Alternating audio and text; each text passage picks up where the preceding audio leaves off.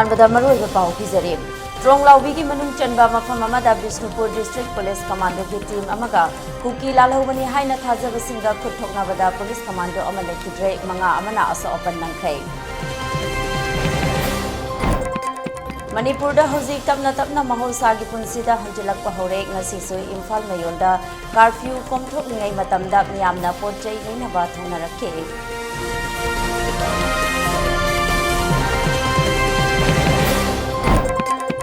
ngasisu makha tana curfew कोमथोकनिङै मतमदा relief camp सिंगदा मतेंग पांगबगी थबक चथनखे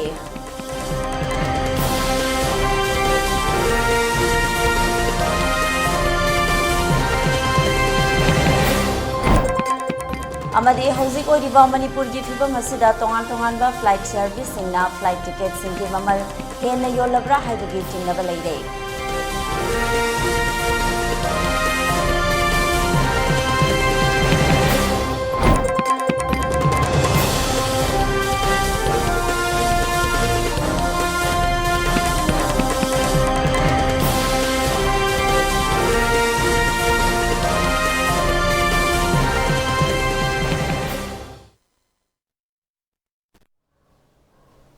मैम खुरुमजरी एलिटिवी मणिपुरी पाउ मियंग ताबिरिबा सिंहबु विजयता खांगेबम नाताराम नौचरे मियामदा मपुंगैबा इ पाउ पिजद्रिङै मांगोइनना कोविड-19 का मरी लेनना लेंगाकना पिरिबा एसओपी सिंगाकना चपिनबा खांगजरे मियामना मतम पुंबदा मार्क्स पीबा खुसा सेंगना हमदोकपिबा अमदे मी अमगा की मरकता फिट तरुक लापना लेबिनबा खांगजरे मसिदसनतना कोविड-19 की वैक्सीन सेंग मतम चाना कापथोकपिदुना लाइसत असिबु लानथेंगनबदा अदोमदोमसु थौदांग लोबियु हाइना एलिटिवी के माइकेदेगे मियामदा अपील तौजरे हौजिक मपुंगैबा पाउ मियामदा संदोकना पिजरे ngasi ayuktagi hongna Bishnupur district के मनुंग चनबा ट्रोंगलाउबी मखा लेकाइदा बिष्णुपुर डिस्ट्रिक्ट पुलिस कमांडो की टीम अमगा कुकी लालहौबनी हाइना थाजबसिंगा खुथोकनाबदा पुलिस कमांडो अमा लेखिद्रे मंगा अमना असो अपन नंख्रे हाइरी पाउगी सोर्स अमगी मतुंग इन्ना लेखिद्रबा पुलिस पर्सनल अदुदि थांगा हैसनाम लेकाइदगी हैसनाम जितेन चही 38 ने असोकपा पुलिस पर्सनल सिंह हौजिक इम्फाल की हॉस्पिटल अमदा पुखलक्तुना अना लाइंग चथरी हाइरे असोकपा सिंगी मनुंगदा पुलिस पर्सनल अने हौजिक राजमेडी सिटी दा नोंमै मरुना पानबदगी लाइकन्नरे सोकलबा पर्सनल अदुदि एमडी रजक अपोकपा लेखिद्रबा यूसुफ अली चही 93 लेफम यारिपोक चंगमदबिदगिने अतोपा अमना यंद्रेंबम चेतन मितै चही 30 लेफम कक्चिंग निंगथौ लेकाइदगिने मसिगी मथक्ता पुलिस पर्सनल अमसु रिम्स हॉस्पिटल दा नोंमै मरुना पानबदगी लाइकन्नरे सोकलबा मियोय अदुदि एमडी इस्लामुद्दीन चही 93 लेफम थौबाल मोइजिंगदगिने हाइरी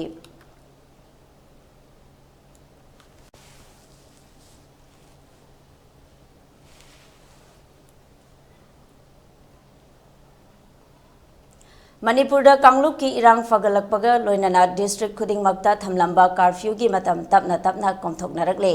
इम्फाल ईस्ट अमदी इम्फाल वेस्ट की ओइना ngasi अयुक पुंग 5 दगी होरगा नुमित युंगबा पुंग 12 फाउबा कर्फ्यू कोमथोके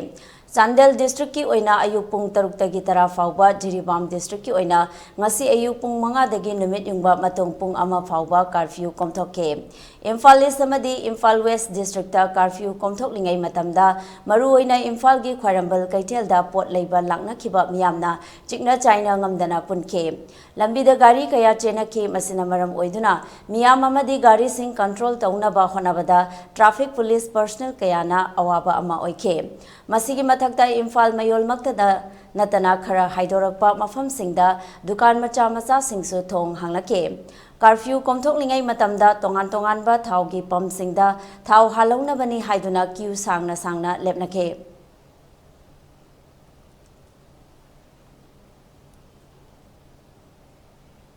मणिपुर हौजिक ओइरक्लिबा फिबम असि मतौ करमना ओइरखिबनो मचिगी चपचाबा अमा थिदोकपिदुना मराल लेबसिंग चेराकपिगदबनी हाइना पोइरै लेमरोल मैरापाइबी लुप की प्रेसिडेंट इमामेम चौबिना फोंदोखरे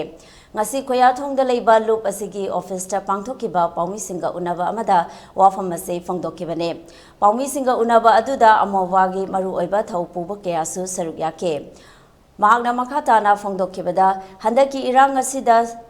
ꯁꯨꯗ ꯂꯩꯔꯤꯕ ꯀꯨꯀꯤ ꯂꯥꯜꯍꯧꯕꯁꯤꯡ ꯌꯥꯎꯁꯤꯜꯂꯛꯈꯤꯕ ꯑꯁꯤ ꯂꯥꯏꯕꯛ ꯊꯤꯕꯅꯤ꯫ ꯍꯧꯖꯤꯛ ꯌꯨꯝ ꯀꯩ ꯀꯌꯥ ꯑꯃꯥꯡ ꯑꯇꯥ ꯊꯣꯛꯈ꯭ꯔꯦ, ꯃꯃꯜ ꯅꯥꯏꯗ꯭ꯔꯕ ꯄꯨꯟꯁꯤ ꯀꯌꯥ ꯑꯃ ꯃꯥꯡꯈ꯭ꯔꯦ꯫ ꯈꯨꯗꯤꯡꯃꯛ ꯂꯝꯗꯝ ꯑꯁꯤꯒꯤ ꯃꯥꯡꯖꯕ ꯉꯥꯛꯇꯅꯤ꯫ ꯃꯔꯝ ꯑꯁꯤꯅ ꯑꯩꯈꯣꯏ ꯈꯨꯗꯤꯡꯃꯛꯅ ꯑꯆꯧꯕ ꯊꯧꯗꯥꯡ ꯂꯧꯃꯤꯟꯅꯗꯨꯅ ꯃꯅꯤꯄꯨꯔꯗ ꯇꯪꯗꯨ ꯂꯩꯇꯥꯕ ꯂꯝꯗꯝ ꯑꯃ ꯑꯣꯏꯍꯟꯅꯕ ꯍꯣꯠꯅꯁꯤ ꯍꯥꯏꯅ ꯃꯤꯌꯥꯝꯒꯤ ꯄꯨꯛꯅꯤꯡ ꯆꯤꯡꯁꯤꯟꯈꯤ꯫ ꯁꯨꯗ ꯂꯩꯔꯤꯕ ꯃꯆꯥꯁꯤꯡ ꯑꯃꯗꯤ ꯑꯩꯈꯣꯏ ꯇꯝꯗ ꯂꯩꯔꯤꯕ ꯃꯆꯥ ꯈꯨꯗꯤꯡꯃꯛ ꯄꯨꯟꯅ ꯑꯩꯈꯣꯏ ꯃꯅꯤꯄꯨꯔꯗ ꯂꯩꯔꯤꯕ ꯁꯤꯚꯤꯜ ꯑꯣꯔꯒꯅꯥꯏꯖꯦꯁꯟ ꯑꯗꯩ ꯏꯃꯥꯂꯨ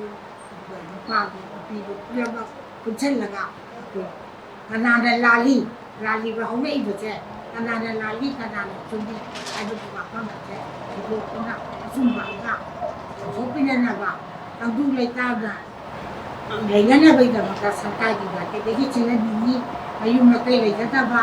ꯑꯗꯨꯒ ꯍꯧꯖꯤꯛ ꯅꯨꯄꯤ ꯑꯅꯥ ꯑꯌꯦꯛ ꯌꯥꯎꯔꯛꯑꯦ, ꯄꯦꯀꯦꯖꯤ ꯀꯦꯝ ꯊꯝꯍꯟꯅꯤꯡꯉꯤ꯫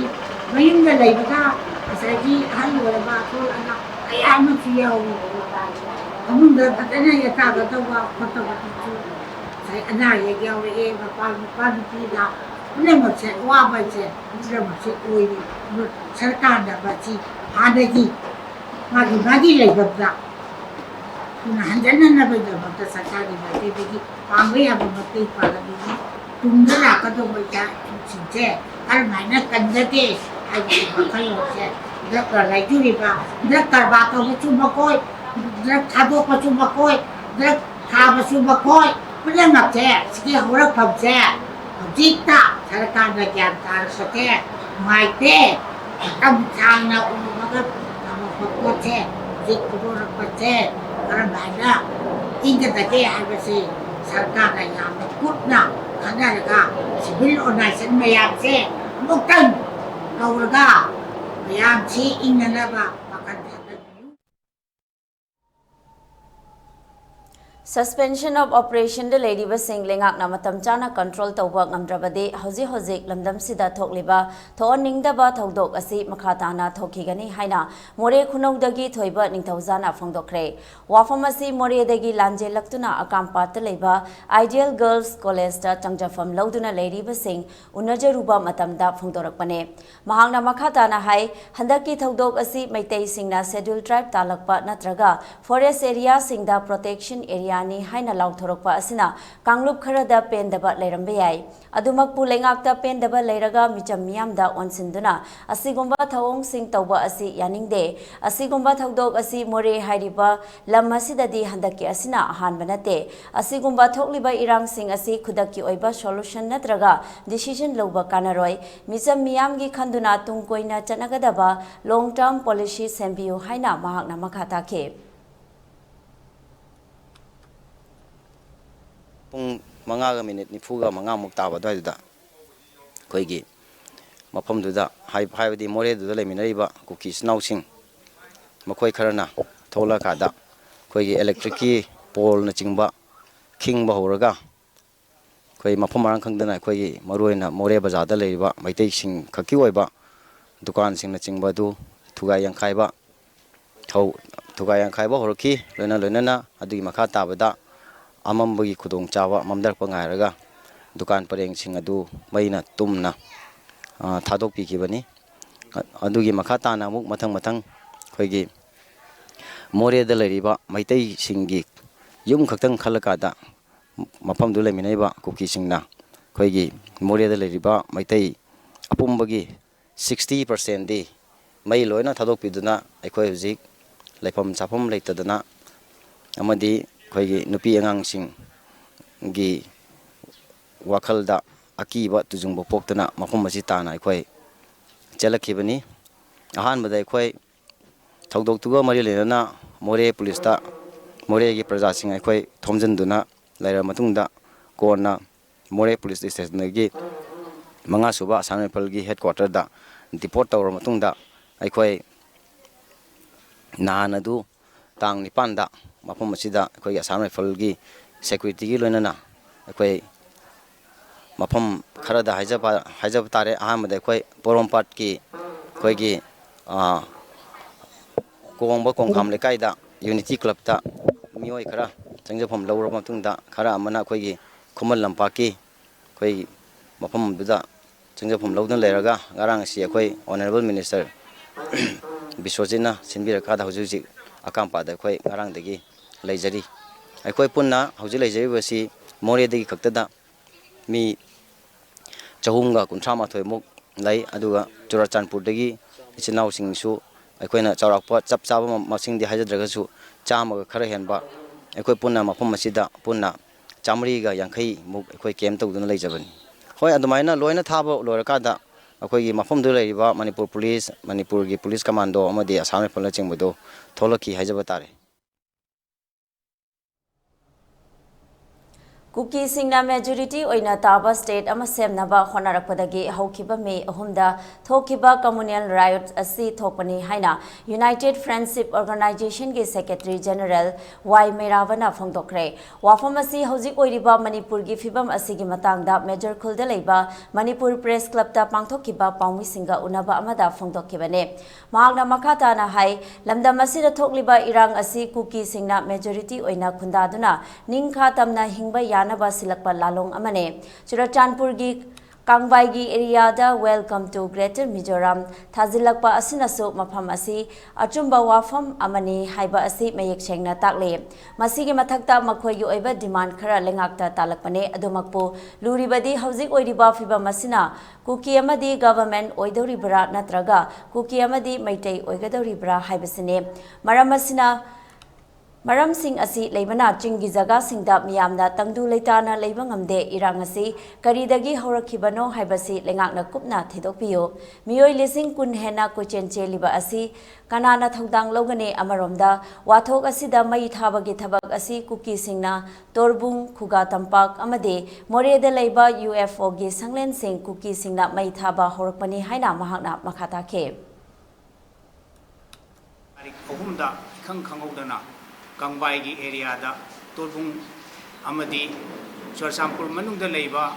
koigi maitai gi yumsing asi ikhang khangodana moina karigumba warning ama tawdana mai tharak hairiba mai thabasida misi mina kya thoki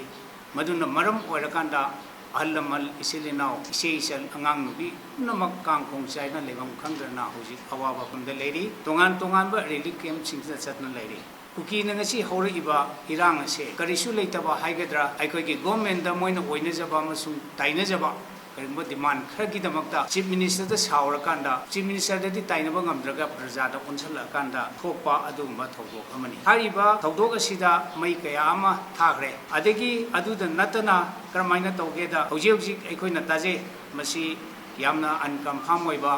aduga urakpadi yaurba officially nauthoktiba port ama oina akoina tajai madudi Kangbai area saisida aikoigi welcome to Greater Mizoram haina ama thai haiba masi athuba matamda aikoi security singa lokthokre na hai asmain tawna moina talami ba dabi ase saujinara kanda Kuki hukki oiba adumba state ama chemningba or natragana Kuki na namna tawa state ama da merge dawra kanda aikoigi state sidigi thaido aga semge haibagi wakhalon leiba gi phibam asi ekoina ujare hojik hairiba adugumba dabi adudi Kuki versus government oigadawda Kuki versus maitei oina tholpa sina hojik ekoina report kya lobo chachai UFO su hairiba awana tabasing sida hojik su ekoigi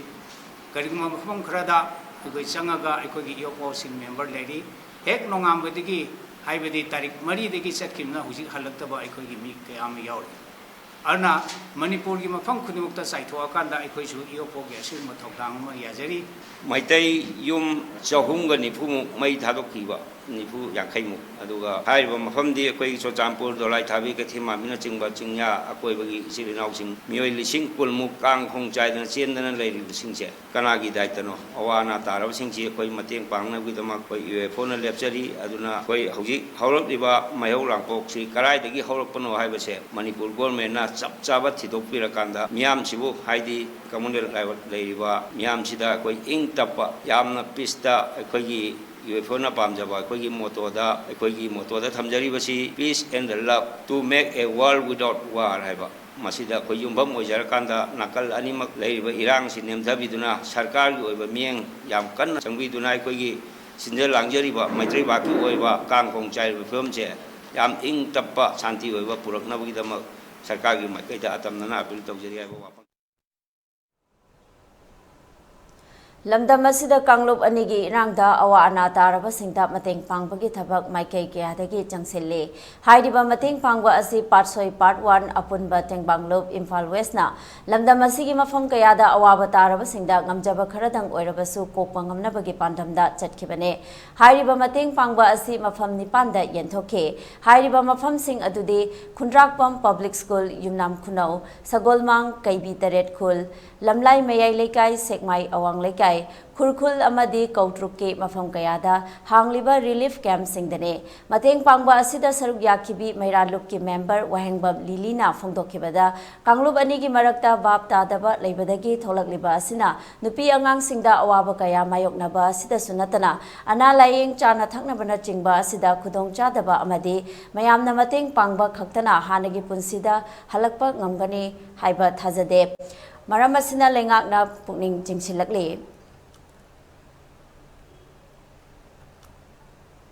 Marakta misunderstanding ama leinabdagi tholaiba ihosina atuki mathik sathina mase amangta thole awana mayam nanghale nupi angang singdena hena sohole khoina mafam really kem sasaruba matamda ujarakpa mase atuki mathik nupi ga anganga sidani khoina soibasi makoida health ki problem mayam leirakpa sabagi wasalakpana anabagi problem mayam lakpa mase hatnaraga sunaraga mai tharaga sibdagi hendokna nasalakpa awawa nansandakpasina henjanna sibana ba tholakadra haibagi akiba mi paiba adu akoi mafam khuding chimak sida sasaruba khudimak ujaruba khudimakta masigi ujabasi phangjare aduna akoina akoina really kem sida mateng pangba khaktanadi akoi masigi normalization je porokpang ngamgani haibasi thajade majina akoina sarkar da amka hanna akoina appeal tawjari sarkar na yariba makai akoigi normalization puraknaba santi laina hingminarba khunja singse khunda halaga tangju leitana lainaba chakanglu masen nungsi janana leiminana basi akoi punna sarkar su yauna punna hona minasi haibase ai hona ai masi ai haijage aduga sarkar da so hanna masi santi hanjal hakna ba hona view haibase ai appeal tawsa Nakalamaromda Lamlai Kendragi Congress Mirep Oikiba Achoibam Divenna Fongdorakpada Lamlai Block Congress Committee na Sinduna Kangodana Tholakiba Thodok Aduda Awana Taraba Singi Khanduna Tang Maridagi Horaga Relief Camp asi Hangdokibane Amade Mapamasida Changjafam Lauduna Lairiba Miyoi Lising Amaga Chanirom Hena Lairi Imphal Mayoldagi Kilometer Kunmanga Hena Lapna Lairiba Nongpok Hairok Takhel Nongdam Amadi Yum Humpu Hena Maina Chakraba Matung Lamdam Masida Laiminariba Singna Hanagi Punsida Purak Minasi Amade Government Nasu Hosik Oiriba Piba Masida Midyang Changbiu Hainasu Fongdorake Marfuga Tarukni Moy Hairukundi Lakshadise Atopa Zaga Takhendagi Mi Yauri Nongdamdagi Yauri Nongendri Yauri Punna Mi Chani Mukra Head Maitare Zagase Koi Ngasiga Thana Numitariani Sujare Koi really came Hangjarise Ado Ngaranga Handagi Koigi Manipur Biriba Koi Sheo Sing Kalapsing Amadi Tongamba Kundugi Moigi Kai Haitare Leraki Oiba organizing or Kalapsing the Mateng Pang Singarang Hunting Mateng Pangpire Yamnungai Haitare Adu Tagasari Ado Aina Pinta Ujaning Badi Akoigi Manipuda Tongamba Kanglu Kudimona Kunda Minarise Amato in a Nuxinaramba Saktam Mamang the Nuxinamba Saktam do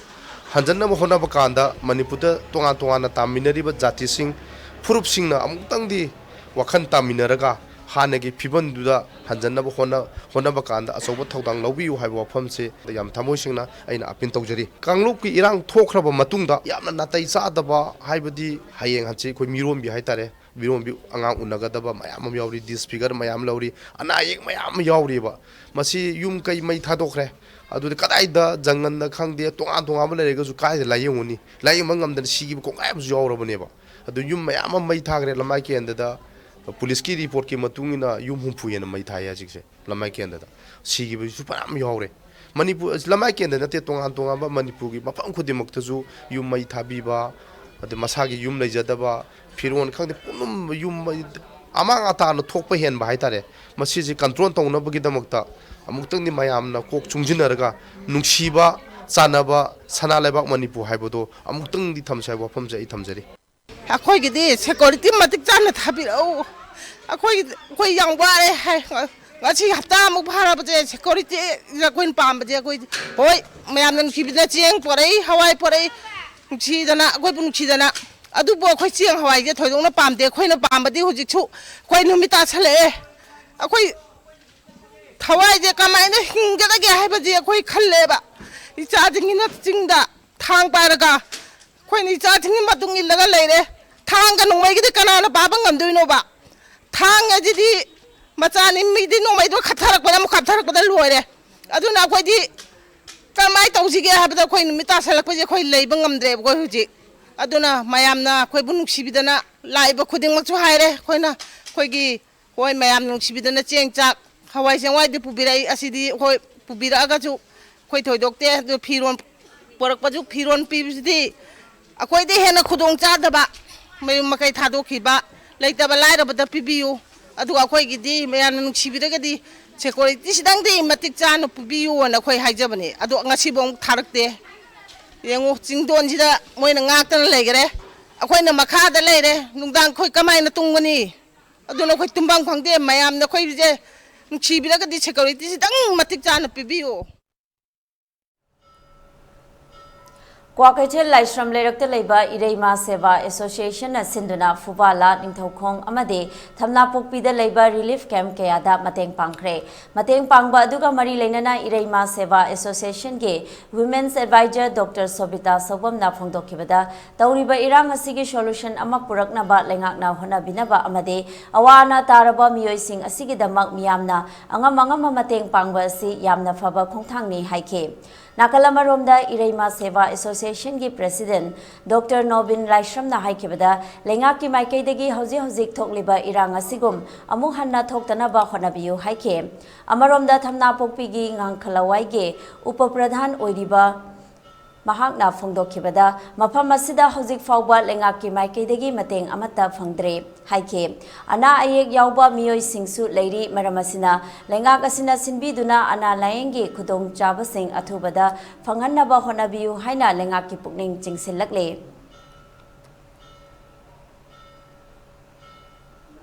laiba mi singduda khoi awana gi tengbang singche puraga laksaduna ekhoi miyoi pigi mining siga loina na makhoi gi awara pa kaya hangjaru bani hanna mafam singda lehobo singdugi awanu ngai pogdom kaya so khoi taraga laksai loina na mafam sida su hujik punna mi samri tara gumba sawra na laidi loina mak so sampura gi awana taraba mayu makai mai thadok pikraba ekhoi gi khuruk amaga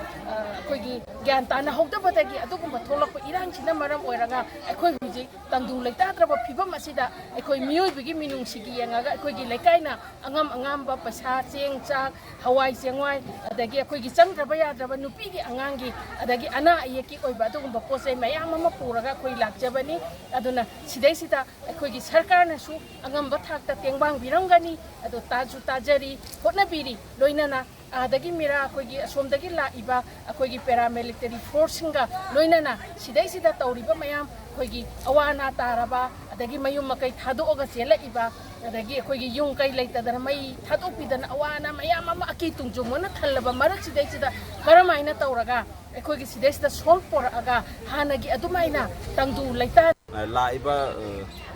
mayam asigi adi miron bisu yawi adigi angang masa ngamdaba adugumba mayam yaurokpasi koinasu khara control tawda khara waba adu khungang asigi koi nurse oiba koi teima adigi ama khalai de mana dalang ta khara puraktana hona bi aduga tongan bai koi sarkar gi site bi ngasi poda medical team thabi rakri aduga any karigumba mata ekoda bibi rakri hai tare sana bora mo boro ado koi na use mayok na ba matam na hujik leiriba mayam asi koi ayamana donate tawbira ko pochai cheng hawai adigi thau thum asiguma asina chingmudi koi mayam ama leijera aduga asina taba koi item khara koi sangda ya da koi paisa na leida ya da tangai phadaba lakku matam de sumba paisa gi oba koi tang mayok na je adugo leibiri ba koi lengak na yaraga de sumba awana taraba kem sing da changbi duna adi moibu hani mafam da muanna hanjila ko yana bagi miyeng changbi o habise ayaki mai kai digi Ireima Seva Association ki president kujabini masi se koi aukiba koi tanghum di kamluk tirang hai tai koi mojegi koi tonga ba thongtok kaya ni thoni na thongtok kaya thokadegi pagi militasi maruina example maikaidegi pagi langchiner ba relief camp sida koina amjam maten khara pi bala chadi ase koi lekai digi indong di CNG da pochai hero pagi da lakta tongan ba piron sin maya ma pangsa koina koi tongan ba au ki ba nan ko koi yele ke toroga koi tongan ba MC da ko pija ba ho rai masi jo ye mo ba rasi ko pija ba lakta koi masi ba tanglo pirang se tung da mo kana ba mai na pa tina kan seksina koi senari ba pamje na tu Paugi Marakhan Ate Mebre Matang Luminase. Babina Diagnostics Manipur da ihan hanba oina ingsok lising amaga chamapal marifuhumdoi da linkhatki. Masina awang nongpok Bharat da yamna pak chawna miyoi bagi ana layeng da darkar lakpa makhal kayagi changyeng sing pangthoi. Mayamdugi marakta amatang pallabada radiological investigation su mai pakna pangthokli. Wana hona jaba miyoi bagi sebani khana angamba thakta laibak thiraba ana ayek nanglaba kayagi mating pangjaba si sakhang biduna awang nongpokta ihan hanba oina NABL gi accreditation pibirakhi miyam gi pothafam ngainafam testofam report lawfam gi awaba du kokhanduna changfam hangfam pothafam gari parking cafeteria yauna marang kaina leizaraba unit ama oina miyam gi seba tawjari Unit asida thamjariba matamgi darkar oirakpa equipment singdi 1.5 Tesla MRI, 128 slice CT scanner, mammography, DEXA scanner, digital X-ray, luinana, hematology, clinical chemistry, amadi, clinical pathology, immunology, microbiology, molecular biology, amasung immunohistochemistry studies ki masing yamlaba automated analyzers. Notification. In continuation of this office notification of event number dated 5/5/2023, it is hereby notified for information of all concerned that meeting of the board's officials, head examiners, assistant head examiners, assistant head examiners, and examiners, government and private school will be held at the office of the Board of Secondary Education Manipur, top floor, for the subjects given against dates and time. 11/5/2023, Thursday, morning 8:30 am, English match. 12/5/2023 Friday morning 8:30 am Science Social Science. 13/5/2023 Saturday morning 8:30 am Home Science MIN optional subjects. The updated list of subject-wise examiners, government schools and private schools can be seen on the notice board of the BOSEM's office. NV. Issuance of curfew pass for all concerned related to the evaluation work has been initiated to the government of Manipur by this office letter number EX36/73 Vol 4/2023 dated 8 May 2023. SD Dr. S. Magijau Singh, Secretary, Board of Secondary Education Manipur. Welcome you all to UNACO School Channel Imphal East, an exclusive co-educational residential school located on a sprawling 50 acres campus just 24 km away from Imphal city. The school will be affiliated to CBSE New Delhi. Academic session will begin on 1st April 2023 for classes 4 to 8. Registration commence open for 2023 and 24 session.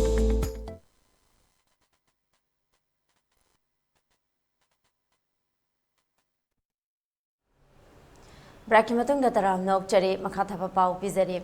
Manipur gi Sakhongnaraba film actor RK Kaikuna Miyam gi Mating Pangba Loinana Lanje Narakliba Miyam gi Pukning Wakal Karada Oirabasu Laitaba Fanganaba gi Pandamda Chatharakiba Thabak Singi Manung Channa Ngarangsu Moirang Bajar Moirang Kunau Kumbi Tera Khongsang Amade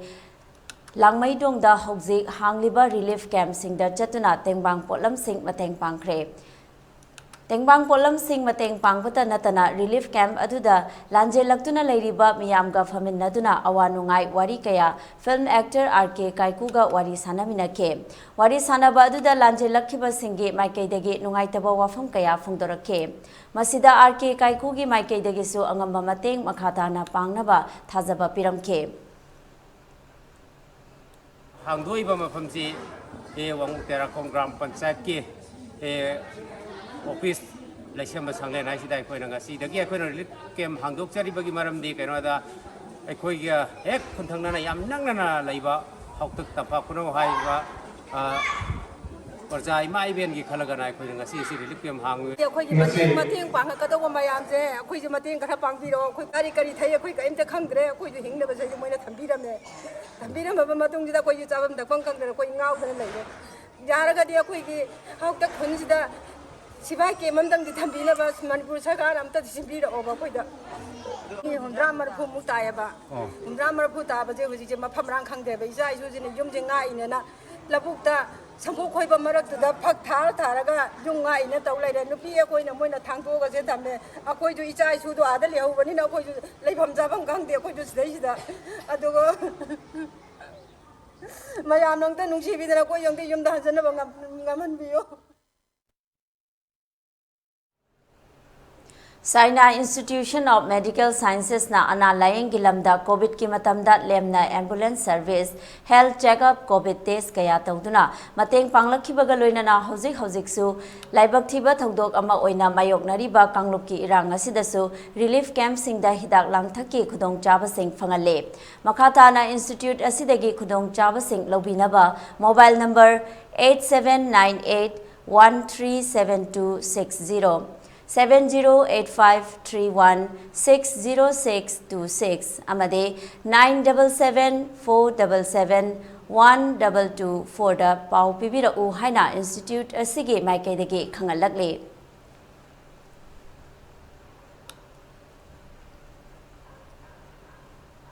Houzik oiriba Manipur gi fibam asida tongan ba flight service singna flight ticket sing mamal hena yolabra haibage jingnaba leire haukiba numit kharani asida indigo gi oina flight ticket ki mamal Imphal to Guwahati gi oina haukiba me tarukta lupa lising tara mari ga chamanga oike aduga Imphal to Delhi na lupa lising kuntra manga oike adumakpo houzik khara hantarak le ngasi fawbada Imphal to Guwahati lupa lising ahumga chamanga oike aduga Delhi gi na lupa lising tara nipan rom oike hiramasi gi matang da tongan ba section kaya dage asigumba praja miyam gi awaba mayok nari ngai cherak asida flight ki ticket mamal wang na yoliba asi mari leinaba singna yengsin haningbagi apamba phongdorake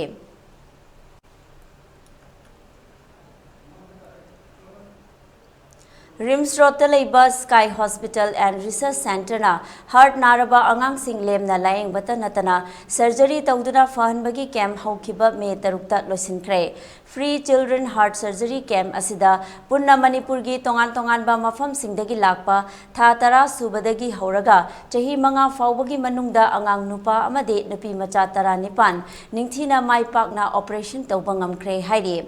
April tara taretagi hauraga Me Taruk fauba chayol ani chupna pangthokiba Free Heart Children Surgery asi pangthoknaba honabada Manipur gi Chief Minister N Viren Health Minister Dr Sapam Ranjan amade Additional Chief Secretary Health V Bumlangmang Bushu Research Center asige Managing Director Dr L Shyamkishore na thagatpa phongdorakle makhatana heart kamari leinaba natraga Leinaram kadaba manba layong sing thengnabirabade athuba matamda yengthokpiyu kuina thamjinbiganu haiba wafamsu thamlakle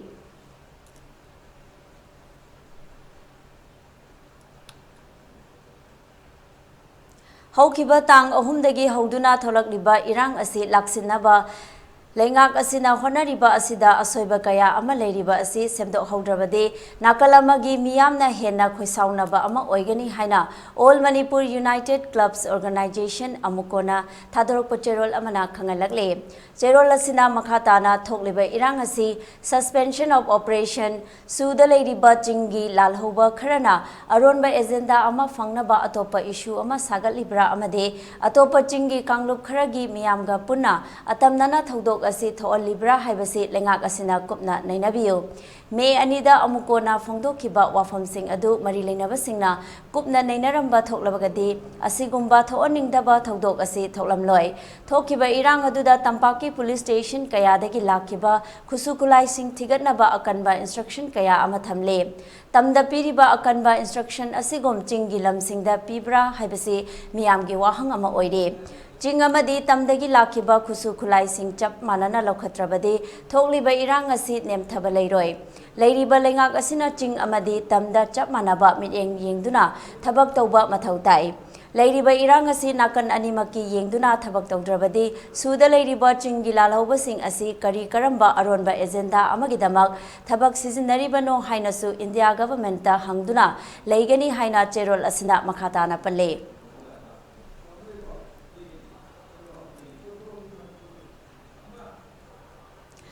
Iramda masigi mipum kudimak irang asigi China fangle Manipur sinba thungna khulai paiba kuki lalhoba singna phongna khulai paijadaba mitai singda onsinduna nongmai kapsinba yummai tumna thadok piduna hojik relief camp kayada awaba khangli haina pandamna thadorok pacherol amada palakle government judicial inquiry commission semduna su taunari ba khudingmak thigatuna Chairak piba haibasi miyamgi wakatne asi yongna waraba tanja asida businessman singna phongna miyamgi lanthum lut tawre nongmanini gi mamangdagi hongna tawdana bahaikre thawoina lawde angam ba setna chana bagi maongda Imphal mayolgi maru oiba dukan singda potchegi mamal yamna yonba thengnare masi tawbidana ba pandamgi maikedegi lengaki pukning chingselakle ELITETV News Channel asigi oina miyamna email gi khuthangda ipau thabirakpa matamda email address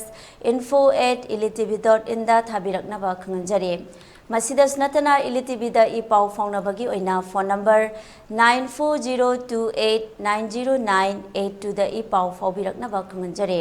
miyamna su ELITETV gi YouTube channel Facebook page Instagram amadi Twitter da su follow tobinaba khangjare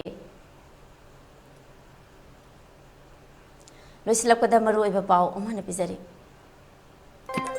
Tronglaubi manung chanba mafam amada Bishnupur District Police Commando gi team amaga kuki lalawbani haina thajaba singa khuthokna bada Police Commando ama lekhidre manga amana asok apan nangkhre.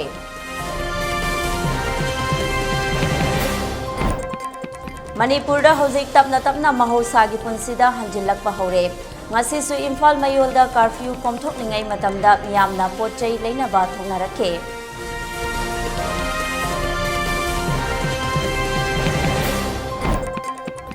ngasi su makhatana curfew komthoklingai matamda relief camp singda mateng pangbagi thabak chathanakhe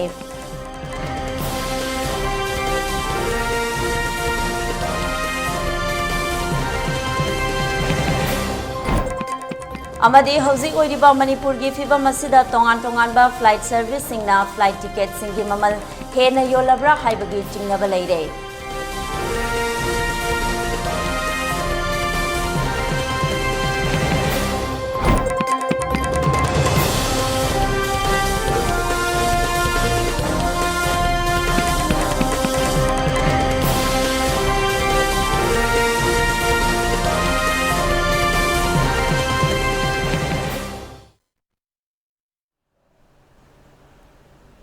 Hojiki oinadi ELITETV na pizaba pung manga ge pau loijare miyeng tabiriba singbo amuka na khurumjari